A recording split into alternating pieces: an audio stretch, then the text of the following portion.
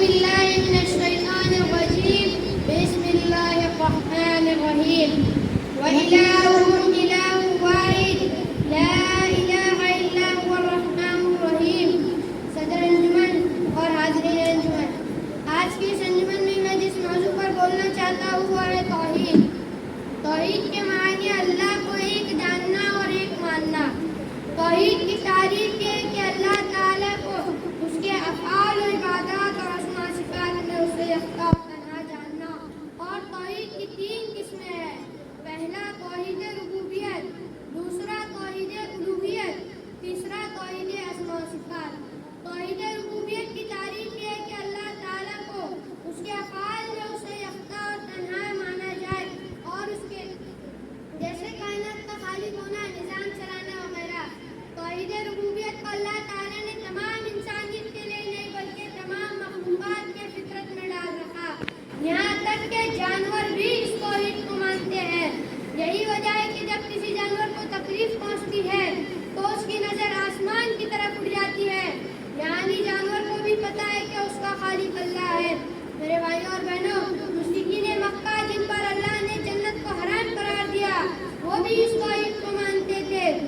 جیسا کہ اللہ تعالیٰ نے قرآن مجید کے اندر ارشاد فرمایا ہے وَلَئِن سَأَلْتَهُم مَّن خَلَقَ السَّمَاوَاتِ وَالْأَرْضَ وَسَخَّرَ الشَّمْسَ وَالْقَمَرَ لَيَقُولُنَّ اللَّهُ فَأَنَّىٰ يُؤْفَكُونَ. اور اگر آپ ان سے دریافت کریں کہ زمین و آسمان کا خالق اور سورج چاند کو کام میں لگانے والا کون ہے تو ان کا جواب یہی ہوگا کہ اللہ تعالیٰ. پھر کدھر الٹے جا رہے ہو. میرے بھائیوں اور بہنوں، مشرکین مکہ جن پر اللہ نے جنت کو حرام قرار دیا، اس آیت کریمہ سے معلوم ہوا کہ مشرکین بھی توحید ربوبیت کا اقرار کرتے تھے، لیکن توحید ربوبیت کو تسلیم کر لینا ہی کافی نہیں بلکہ اس کے ساتھ ساتھ توحید الوہیت اور توحید اسماء و صفات کو بھی ماننا لازم اور ضروری ہے. توحید الوہیت کا مطلب یہ ہے کہ اللہ تعالیٰ کو اس کے افعال میں اسے یکتا اور تنہا مانا جائے اور اس کے ساتھ کسی کو شریک نہ ٹھہرایا جائے. میرے بھائیوں اور بہنوں، یہی وہ توحید ہے جس کو مشرکین تسلیم نہیں کرتے تھے، جس کے باعث وہ مشرک ہوئے. باوجود اس کے کہ وہ اس بات کو تسلیم کرتے تھے کہ تمام چیزوں کا خالق و مالک اللہ ہے، جس کی وجہ سے اللہ تعالیٰ نے ان پر جنت کو حرام قرار دیا. جیسا کہ اللہ تعالیٰ نے قرآن مجید کے اندر سورہ مائدہ میں آیت نمبر 72 میں ارشاد فرمایا مَن یُشْرِک بِاللَّهِ فَقَدْ حَرَّمَ اللَّهُ عَلَیْهِ الْجَنَّةَ. جو شخص اللہ کے ساتھ شریک کرتا ہے اللہ تعالیٰ نے اس پر جنت کو حرام قرار دیا ہے.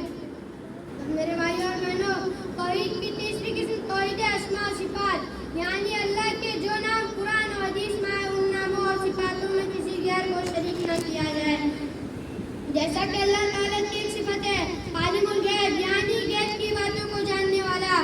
اب اگر کوئی شخص اللہ تعالیٰ کے علاوہ کسی اور کو عالم الغیب تصور کرے تو وہ اللہ